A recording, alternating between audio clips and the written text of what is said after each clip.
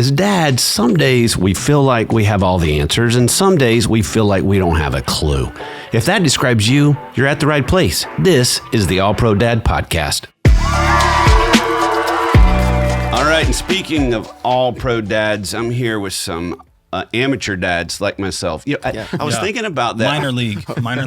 I was thinking about the title of this podcast, and I was thinking, do people think that we think that we're pros at this? Those arrogant guys. Yeah, I'm like a minor league. You get $1 and a plane ticket to come to be a baseball. To come play. Yeah. We're those people, but we're trying. Yeah. Okay. Which I think, dads, we want you to know before we start this. We probably should said this episode 1. We don't think we've got it all figured out. We just care a little bit. Yeah. We're trying, just like We're people trying. listening. Yep.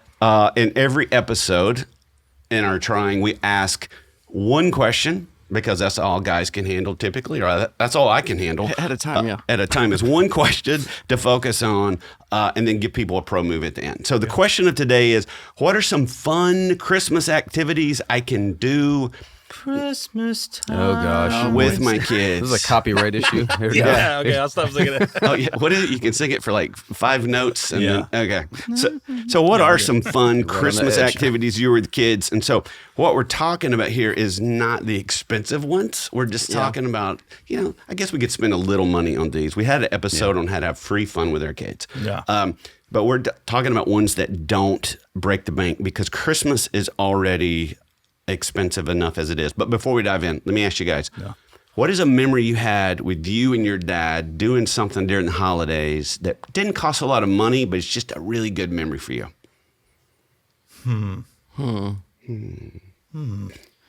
I don't know if it was like an activity that we did, but one of my first Christmas memories was the day that I got to drive the family to our Christmas party, because I turned 16. Oh, yeah. And so we always went to my aunt's house for Christmas. It was just a big family party. We always had this, and it was my time to drive the minivan, the old purple minivan. It was glorious. But I actually got to drive it, and my dad sat in the front, and I was driving. And I'm like, this knuckle on the wheels guy, and I got us there, and I was like, I am the king of the world. Look what I have done. And everyone came out like, he's driving. I was the oldest grandson, oldest kid, everything. And so it was kind of this cool moment. But it was right at Christmas time, so I always thought that was kind of special.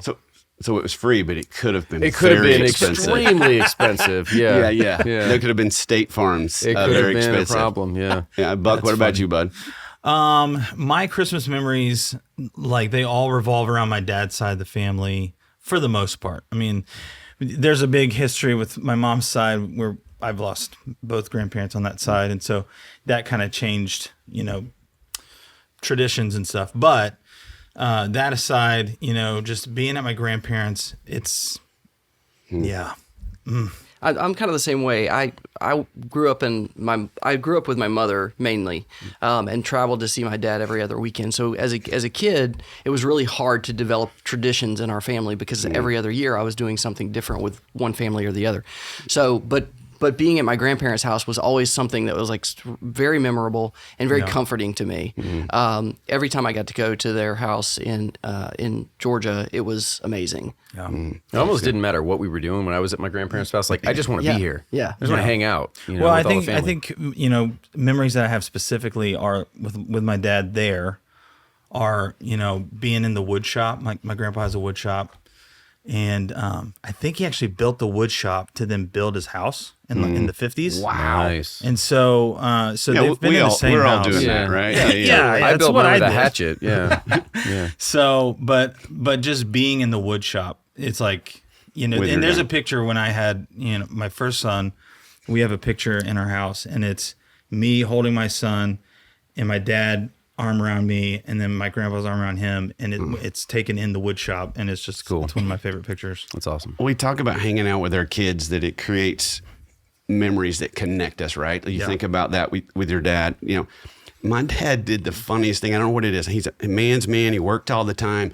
But when it came to Christmas, and if any dads are listening to this right now with your kids, you're going to want to pause this, because I'm about to kill some magic if you don't. So you're going to pause this. I know, dads, you don't know how to pause things sometimes, so we're going to take some time. So just turn it down until you figure out how to pause it. So you've been warned.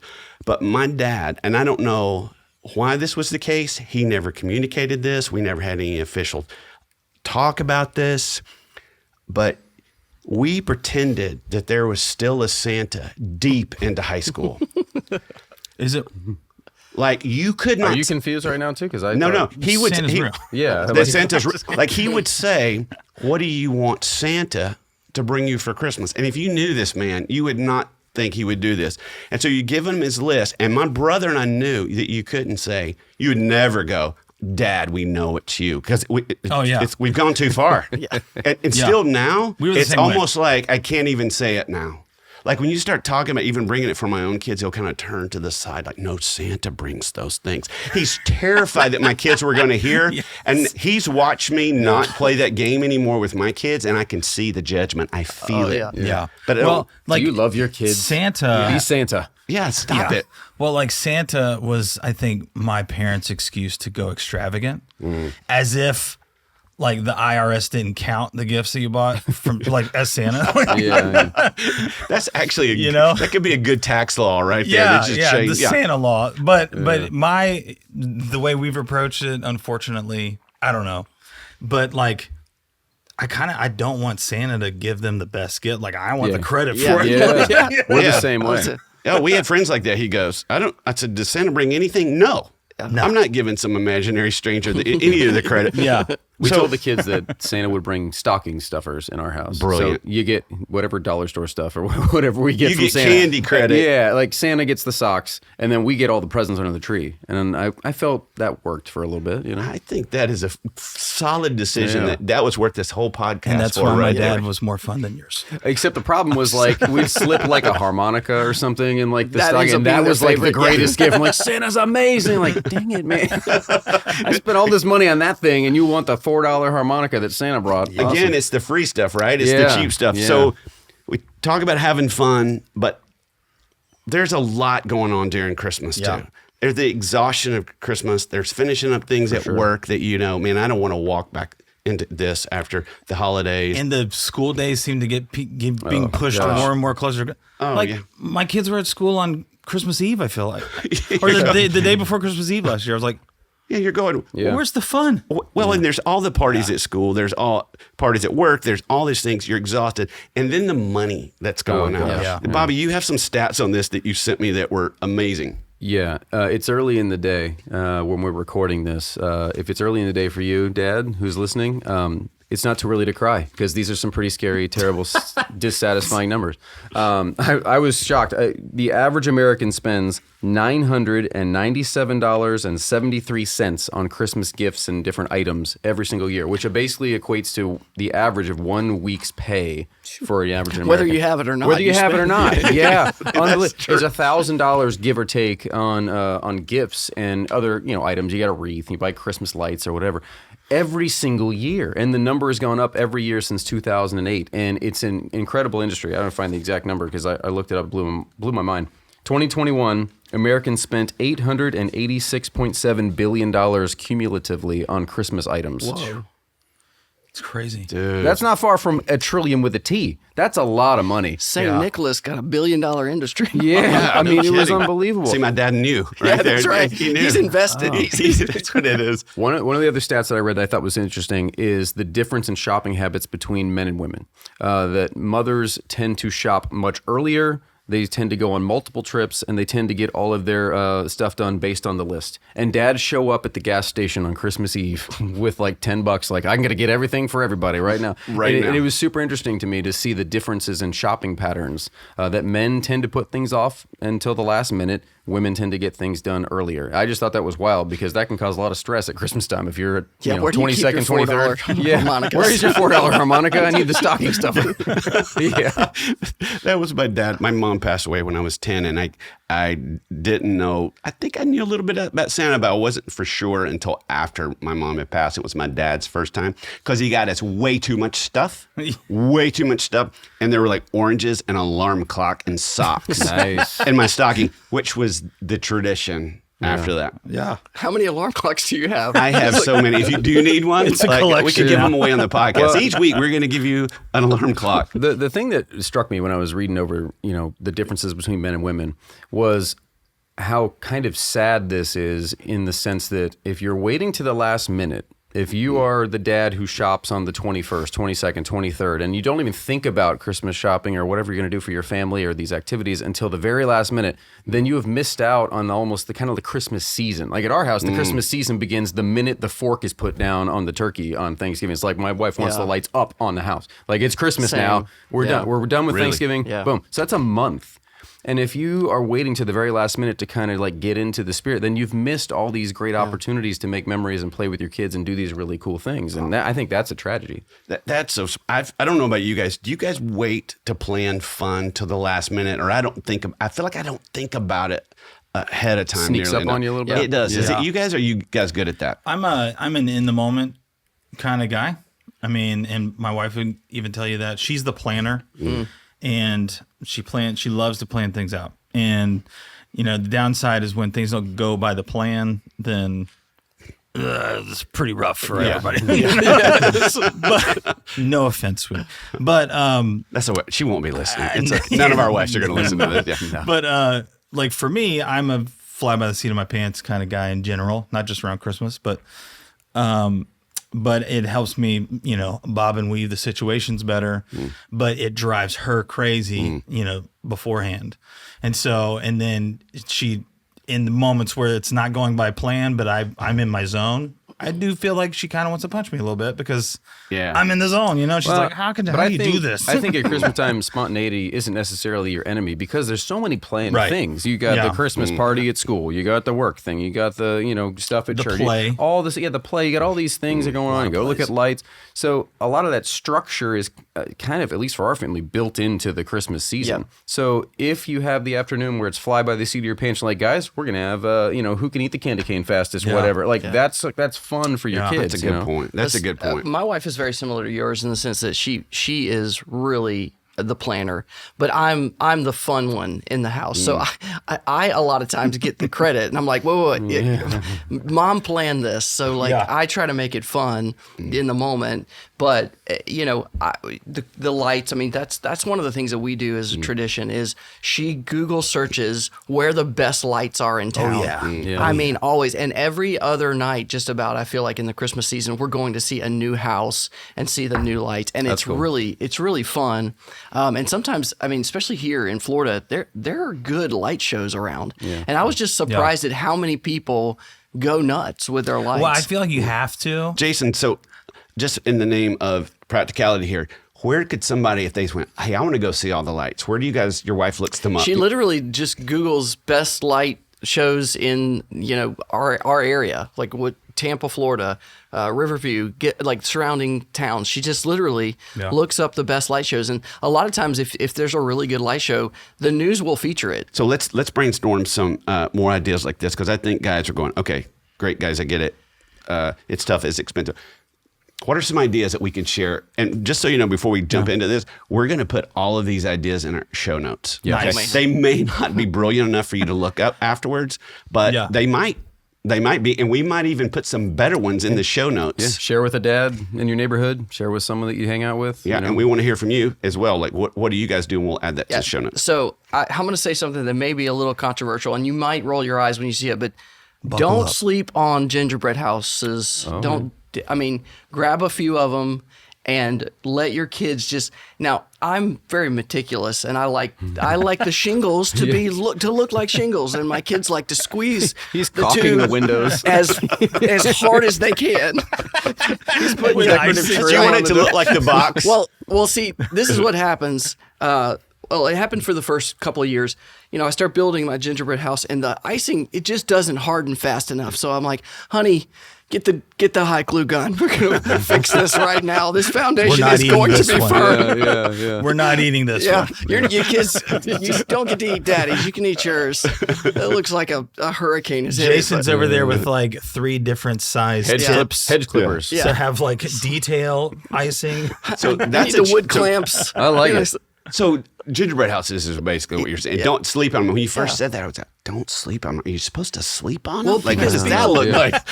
Sounds sticky. People are like, oh, that's lame. And I honestly, that's what I thought too. I was like, gingerbread houses, meh. not a big deal. But it gives you the excuse to buy like gumdrops and stuff. Well, they come in the kit. They do. Oh, yeah. The kids that only have 2. Yeah.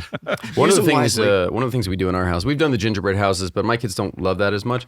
One thing that we do every year that has been super special for us is we have over the years bought them the little mini $20 3-foot trees, the artificial trees. They're like tabletop trees, and we've told them that's your tree. We do that too. Put it in your room, and I don't care how you decorate it. It is your tree. You have fun. And so, every year we'll go to the dollar store or whatever, and they pick out little ornaments, or we'll go walking through Target or something, and here's a $2 bird or something they think is cool.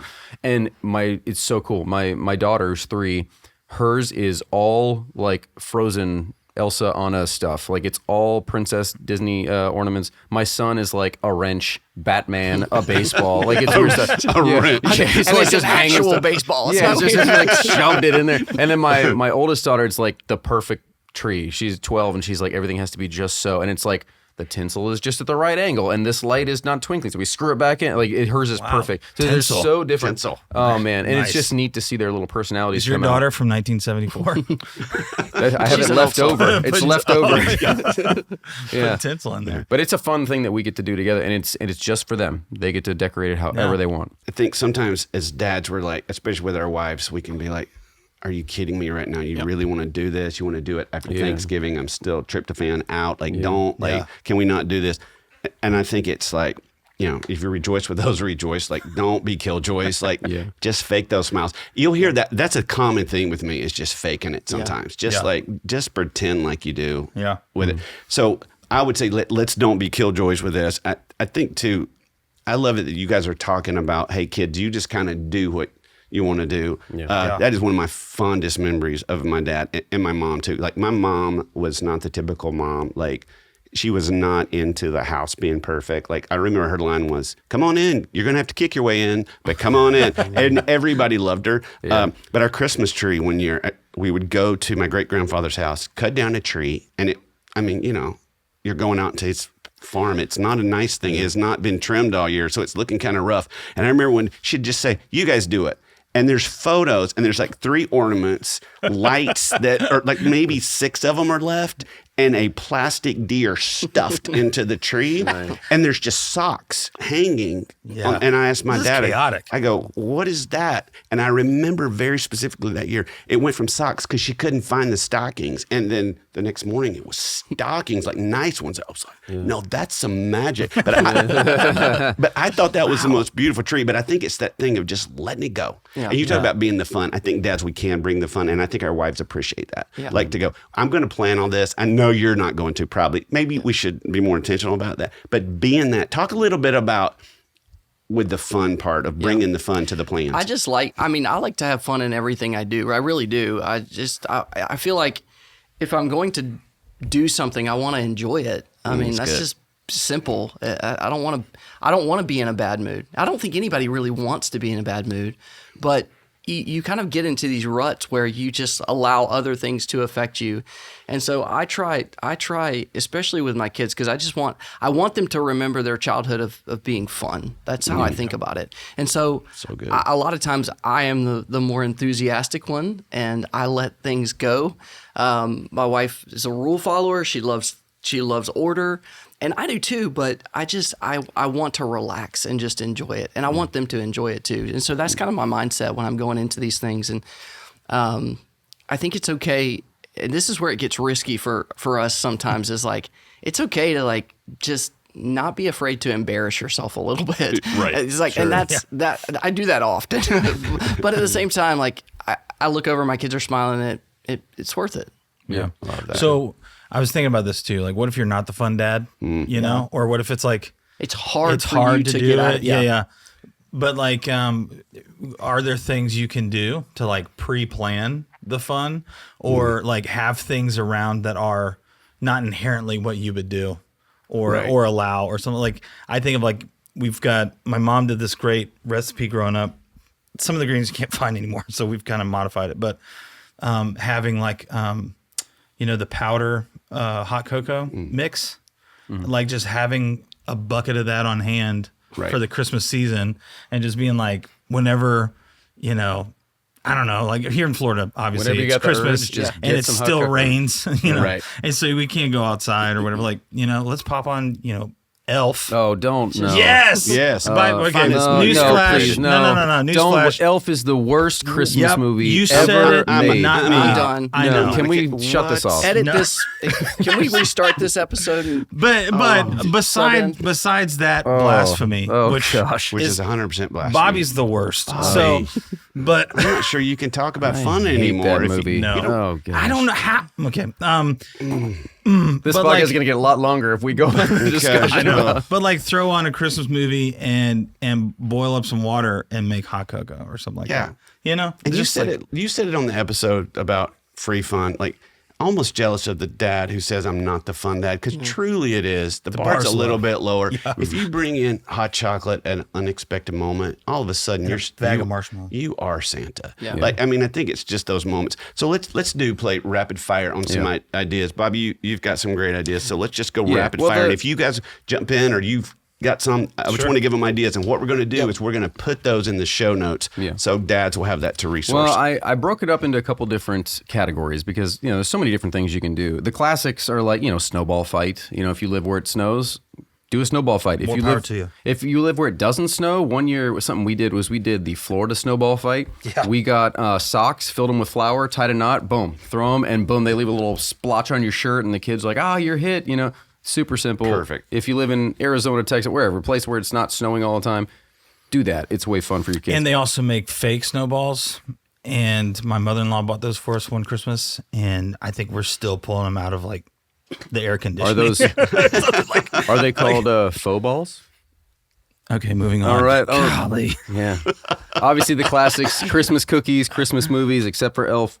Let them decorate their rooms, like we talked about earlier. And here's some things that they can do for others. We're talking about having fun with our kids, but I think one of the fun parts of Christmas is that giving season, the stuff that you can do with others.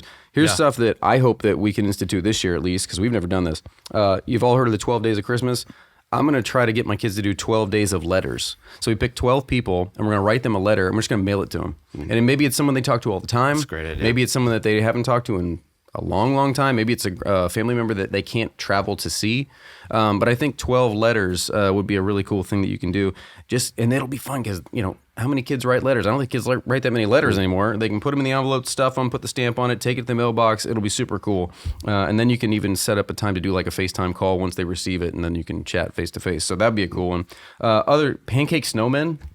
Instead of doing like the stacked, the stack of pancakes, spread them out like a snowman, 1, 2, 3, and decorate them. Decorate them look like a snowman. Dude. You over there, you'd probably get That's real a big meticulous. plate. with it. Listen, That's a big they better plate. be round. I'm just saying.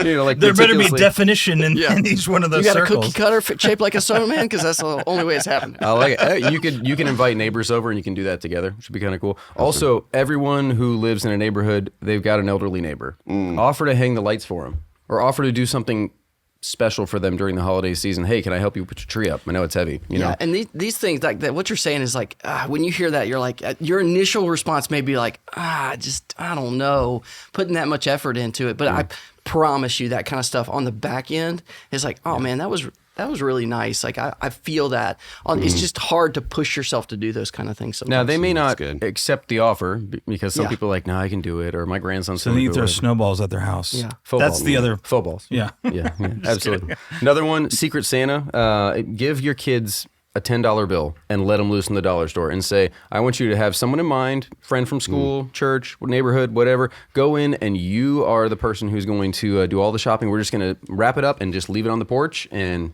get out of here. You don't need the credit for it. Right. It's just going to make somebody feel good. And I think that's a real good lesson for kids too. And then Operation Christmas Child. I don't know if you guys have ever done yeah. that before. Our kids love it. that. It's the coolest Yeah, thing. it For, is. for those who don't know, it's something done by Samaritan's Purse. It's an outreach that sends Christmas gifts all over the world. Basically, you fill a shoebox with items that can be shipped anywhere, and they send it to people around the globe. And it's just a cool way to get your kids thinking of others at Christmas time. Our kids love going because they give you a list too, and you can actually go to the dollar store and pick up everything. It's really nice. Yeah. Yeah, we do that. We do something similar. It's for the country of Haiti through a place called New Missions.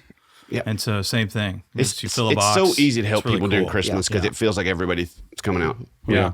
One thing, now there's another category here that I think I just call just for giggles, like just for fun, like for no other reason than just it's cool and we should have fun doing it. Christmas cookies, but make it the craziest cookie wins. Like decorate it in the way that's like over the top. I know it's hard. It's hard to get Sweating. We want to reward that behavior, Jason. Yeah. She's like, I don't know. I don't know. No. Look, they make gingerbread ninja cookies where the gingerbread men are like ninjas.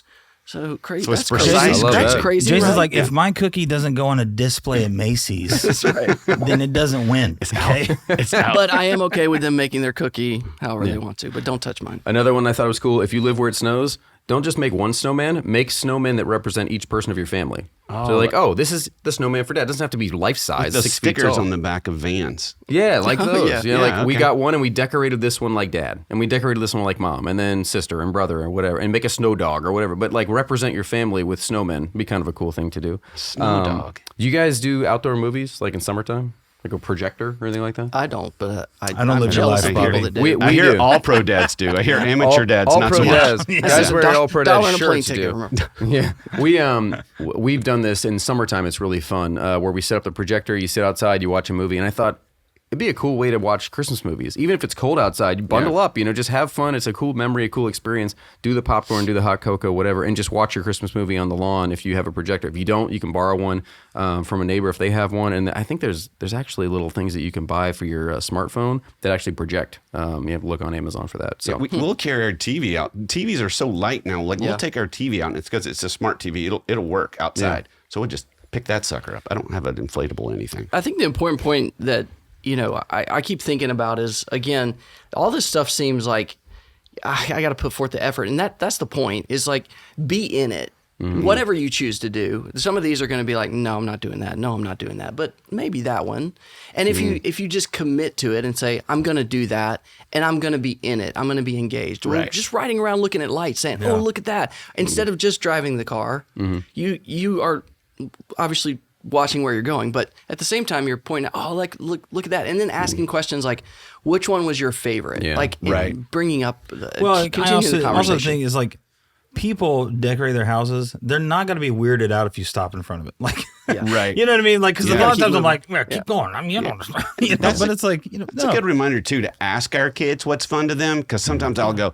Because I remember one year we got one of those inflatables, like big snowman, which by the way, you get a lot of bang for your buck though. You plug those suckers up and they're boom. It's like instant Christmas and you're a champ. But I asked it's kind of cheating though. My Like daughter, those of us who hang lights. not to kids, because like my wife had wreaths and stuff all over the windows that I was.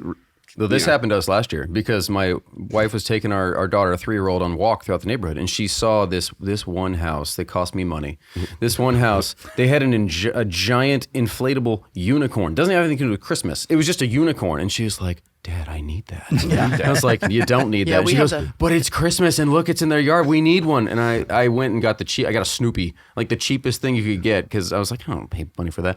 But she was so excited, and every day she walked out and she's like, look, it's Christmas Snoopy. I'm like, it was worth $20. You know? It's all right. We've got that guy in our neighborhood too that's got 16 85 Yeah, I'm things, just yeah. like, these things are 25 feet tall, and you have 16 of them. What does Yoda have to do with Christmas? Exactly. He's got a Santa hat. Oh, you guys! All right, we gotta land the plane here. We gotta land the plane.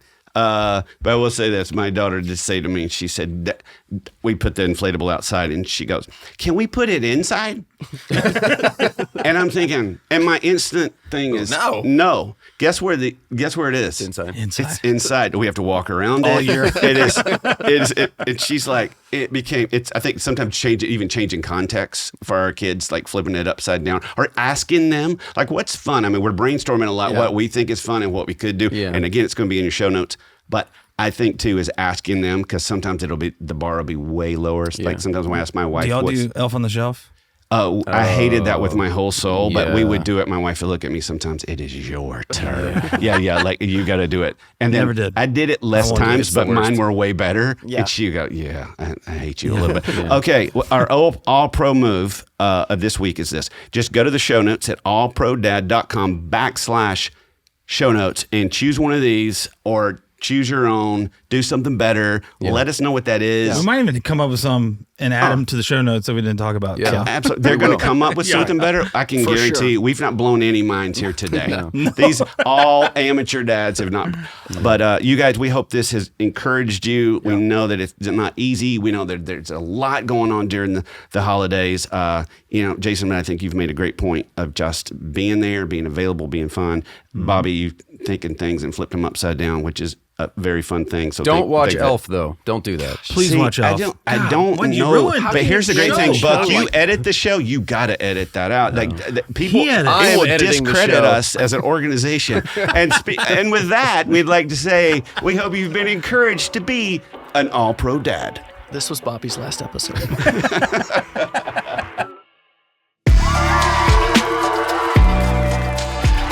Thanks for listening to the All Pro Dad podcast. All Pro Dad is the fatherhood program of the nonprofit Family First. Along with our motherhood program, iMom, we exist to help you love your family well. Subscribe to our daily email, the All Pro Dad Play of the Day, by going to allprodad.com/subscribe and get daily powerful and practical fatherhood tips in your inbox.